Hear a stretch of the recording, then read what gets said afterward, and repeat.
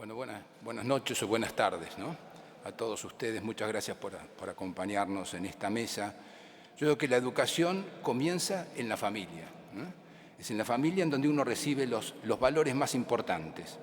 Y recuerdo algunos valores de mamá y papá: saber reconocer, saber perdonar, saber agradecer. Y en este último punto, justamente querría agradecer a todos ustedes. Agradecer al Senado por la invitación que me ha hecho en participar de esta mesa, ¿no?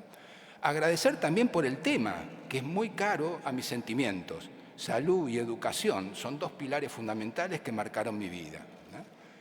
Y finalmente, agradecer a los docentes, a los profesores, a los maestros, porque entregan lo más valioso que tiene el ser humano, el capital más valioso. Y ese capital más valioso es el saber y el conocimiento. El maestro, el docente, entrega generosamente ese capital y que uno lo adquiere y lo lleva dentro de sí. Y puede transitar por las distintas fronteras, puede transitar por los aeropuertos. El escáner no detecta todo lo que tenés acá en la mente ni todo lo que tenés acá en el alma. Te lo llevas puesto. Así que un agradecimiento fundamental a todos aquellos que tienen esta vocación de enseñar, de transmitir los conocimientos, de educar, porque educar en el fondo deriva de exudare, que es nutrir, amamantar, criar. Educar es criar y ver cómo esa criatura va progresando en sus saberes y conocimientos. Así que el segundo agradecimiento a los docentes. El tercer agradecimiento es por el tema elegido, ¿no? El tema elegido de José Manuel de Estrada como educador, y también la vinculación de la educación con el desarrollo de un país. Creo que son dos temas fundamentales y eso me animó a venir a esta reunión. Primero, José Manuel de Estrada. Le faltaba marketing al pobre. La verdad que le faltaba marketing. Ha hecho tantas cosas, pero poco lo recordamos. Si uno le pregunta a alguno de los chicos ahora, ¿qué es José Manuel de Estrada? Y un pequeño monumento que hay en Plaza Lorea, que yo leí, decía José, pero no sé quién es, ¿está? Y a otro le preguntaré, ¿Estrada? Sí, conozco una calle que es Estrada. Y a los más viejos como yo, que le preguntarán, ¿y Estrada? Sí, son los manuales con los cuales estudiaba yo en la escuela, los manuales Estrada, ¿no? Estrada fue un glorioso defensor de la educación, un educador nato. A lo mejor no era tan erudito como Sarmiento, pero era un tipo que estaba en la trinchera. Era un tipo capaz de dar su vida por sus valores e ideales, de patriotismo, de libertad y de educación. A los 17 años, él había quedado huérfano, y su abuela se había encargado de él. Desarrolló su educación en el convento franciscano de San Francisco, y a los 17 años ya estaba publicando cosas, como La Guirnalda, como La Paz, en los momentos en que promulgaba o propiciaba la paz en el conflicto de la Confederación con Buenos Aires. Pasaron 130 años de ese 17 de septiembre, en el cual recordamos a José Manuel de Estrada. Pero también escribió libros en ese momento, a los 20 años, La génesis del dogma cristiano o Catolicismo y democracia. Sarmiento lo designó profesor titular de Historia Argentina e Instrucción Cívica. ¿En dónde? En el Colegio Nacional Buenos Aires. Y escribió un texto muy interesante, La política liberal bajo la tiranía de Rosas. En ese mismo año también lo nombraron jefe del Departamento de Educación en la provincia de Buenos Aires, un cargo equivalente al ministro de Educación o secretario de Educación. Escribió unas memorias, las cuales tienen profunda vigencia, por eso voy a leer textualmente algunas cosas. El texto es Memorias sobre la educación común en la provincia de Buenos Aires. La descripción de la falencia del sistema educativo de aquella época pueden tranquilamente extrapolarse al sistema actual. Pasaron 130 años, pero miren lo que decía Estrada en la provincia de Buenos Aires. La educación es deficiente en la provincia en su esencia misma, por sus programas, por sus métodos, por los libros que usan en ella, por los maestros que le imparten, por los locales en que se dicta. Y continúa afirmando que también es deficiente en su organización. El término que él emplea es muy gráfico. Dice horrenda realidad. En el capítulo 8 habla de educación política y considera que la educación es el medio para alcanzar una sociedad democrática. Más adelante, Nicolás Avellaneda lo designa rector del Colegio Nacional Buenos Aires y desempeñó su función durante 6 años hasta que Roca le pide la renuncia, ¿no? Cuando fue destituido, todos sus alumnos lo acompañaron a la casa y ahí desarrolló un discurso más que interesante, también con palabras memorables. De las astillas de las cátedras destrozadas por el despotismo, haremos tribunas para enseñar la justicia y predicar la libertad. Ese era Manuel de Estrada. Ahora, el otro tema que nos convoca, que es macro seguramente, es el tema del desarrollo y la educación.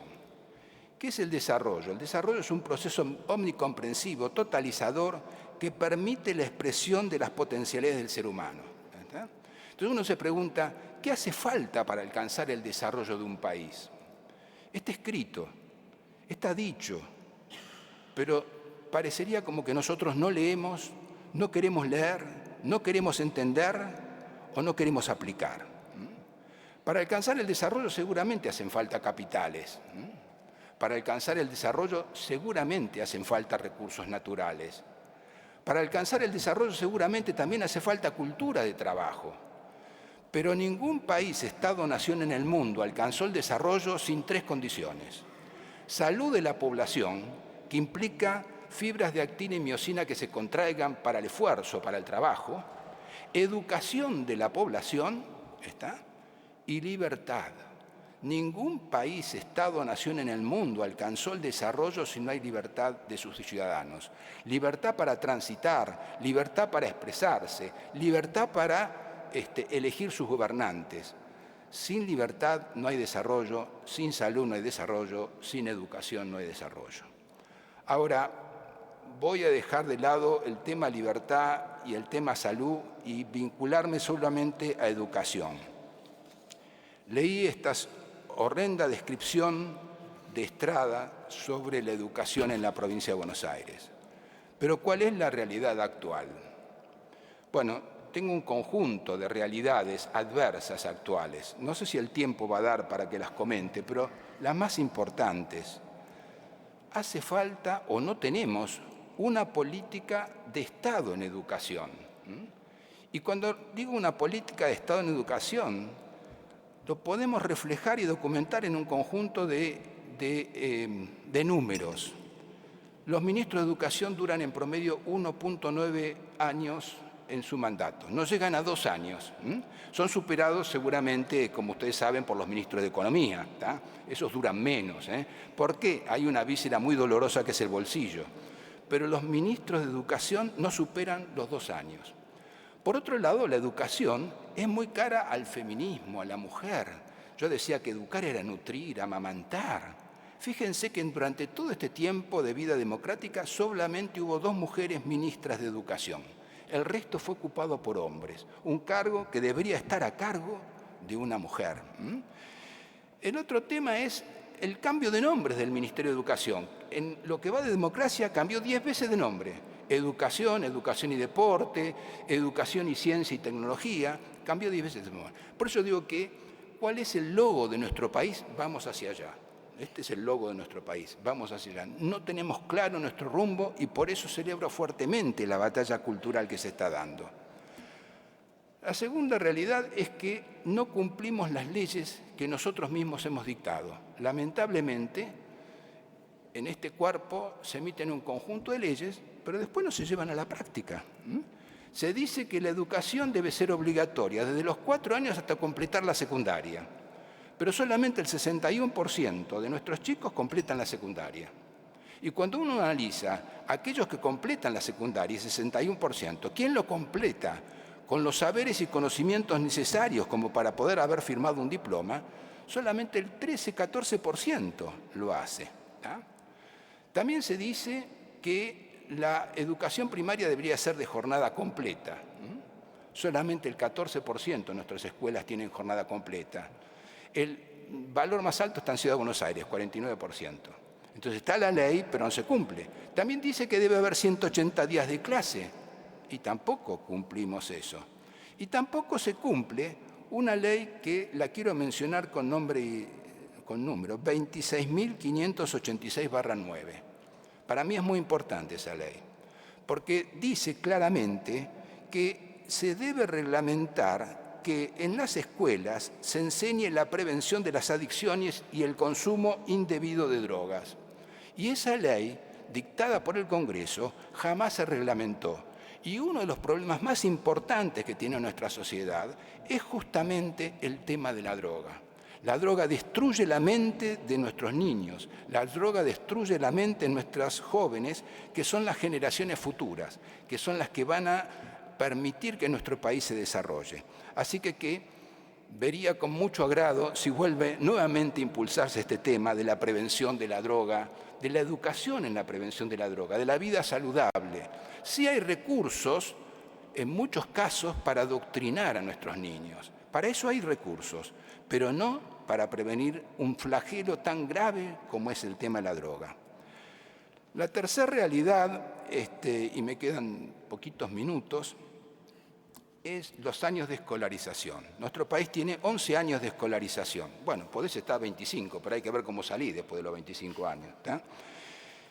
Evaluar siempre es una mala palabra. O sea, es bueno evaluar al otro, pero cuando te van a evaluar a vos, pues en la escuela nadie quiere evaluación. O sea, nadie pretende y espera que la evaluación sea un castigo, pero sí un análisis para mejorar la situación. Y cuando vemos nosotros las pruebas a aprender del 2023, en las pruebas a aprender del 2023, solamente los chicos de sexto grado, las pruebas a aprender son los chicos de sexto grado, solamente el 48% de los chicos habían alcanzado un nivel satisfactorio en matemática. Tenían grandes problemas en hacer cuentas con números fraccionados, tenían grandes problemas para calcular la superficie o el área de una figura, tenían grandes problemas para hacer cuentas simples. 48% de nuestros chicos, 52% no habían alcanzado el nivel. En lengua estaban un poco mejor, solamente un 33%. Pero estas pruebas a aprender son internas, son nuestras. El problema es cuando nos sometemos a la evaluación y a la comparación a nivel internacional, porque evaluar es comparar. Y este es el gran problema.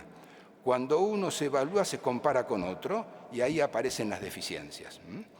En las pruebas PISA del 2022, uno puede ver qué pasó con Argentina en el ranking mundial, pero preferiría circunscribirme al ranking latinoamericano.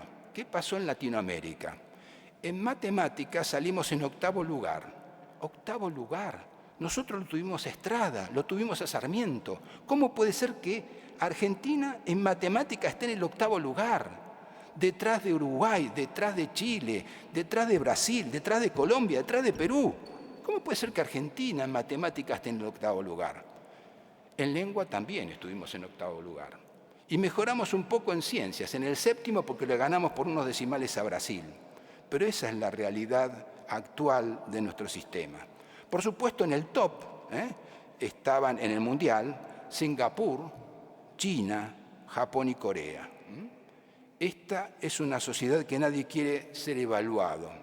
Evaluar implica comparar y compararse contra un modelo. La cuarta realidad, tal vez la más grande, es las inequidades que hay en nuestro país. Las dolorosas inequidades y profundas inequidades que hay en nuestro país. Cuando uno mira los niveles alcanzados entre el sistema público y el sistema privado, o los niveles alcanzados en los distintos sistemas socioeconómicos. Ahora, hay problemas inherentes al sistema, propios del sistema educativo, pero hay factores inherentes a la pobreza de la sociedad en general. Y cuando hablamos de pobreza, no hablamos solamente de la pobreza económica. Está la pobreza intelectual, la pobreza en valores, la pobreza en principios. ¿Y cuáles son estos factores? El primer factor es el factor cuna. Un 17% de nuestros niños están en condiciones de indigencia. La condición de indigencia implica trastornos nutricionales. Y esos trastornos nutricionales de primera infancia hacen imposible el aprender de ese chico. Ya no es un problema del sector educativo, es un problema de la sociedad en conjunto. 17% de nuestros niños están en situación de indigencia. Ahora, después está el factor pobreza. 65% de nuestros niños están bajo la línea de pobreza. Y entonces ese chico, que a lo mejor comió, no puede ir a la escuela porque tiene que ir a trabajar y tiene que sostener a su familia. Así que no solamente el factor cuna, sino también el factor pobreza. La desfamiliarización también es otro tema. O sea, lamentablemente estamos viviendo en una sociedad que tiende a desintegrar la familia. Y la base de nuestra cultura occidental y cristiana está justamente en la familia y en nuestra iglesia. Esos son los dos elementos y por eso se golpea tanto a estos dos pilares fundamentales de nuestra cultura. Otro factor global es el fusilamiento de la figura paterna. Han puesto a la figura paterna, la han fusilado y encima nadie le quiso firmar el certificado de función. La autoridad está siendo fusilada. Y el padre tiene que transformarse en el amigo del chico, no el padre del chico. El padre tiene que ser aquel que tolera todo, en vez de poner las reglas que corresponde. Y siempre decimos que cuando el padre se transforma en el mejor amigo de su hijo, el hijo ganó un muy buen amigo, pero quedó huérfano. Perdió el padre, lamentablemente. Entonces, esto tenemos que reconstruirlo. También el hipertecnicismo, las pantallas que venden permanentemente, que agobian al chico. Estamos hablando del tema de la educación virtual. Es muy importante la sociabilización. Es muy importante la sociabilización del niño. Finalmente, es posible ser optimista y siempre es posible ser optimista. La educación, en el fondo, tiene un componente de esperanza, porque la educación es un acto que se desarrolla en la actualidad y el fruto se mide con el tiempo. Y digo el fruto y no el resultado. Los resultados los miden los economistas.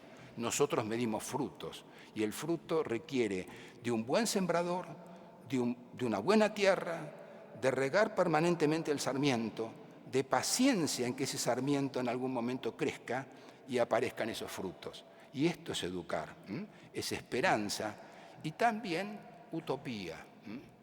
Las utopías no son cosas imposibles, son cosas no presentes hoy, pero posibles en algún momento. Y para terminar, algo que comenté en una jornada. Hay un país que es Singapur. Singapur era un país pobre de pobreza absoluta, bajo manejo del Reino Unido. Inglaterra se cansó, no podía sacarle nada y se fue. Estuvo bajo el régimen de Japón algún tiempo, en la Segunda Guerra Mundial, también se fueron. Después vino Malasia y también abandonó el lugar por la pobreza absoluta.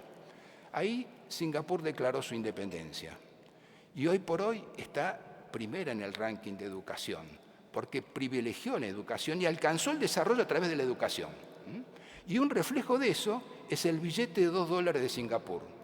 En el billete de $2 de Singapur no hay ningún pajarito, no hay ningún animal, no hay ninguna cara de ningún prócer.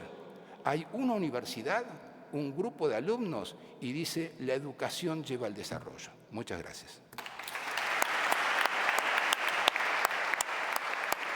La palabra del rector de la Universidad Católica Argentina, doctor Miguel Ángel Schiavone. Recordamos que esta disertación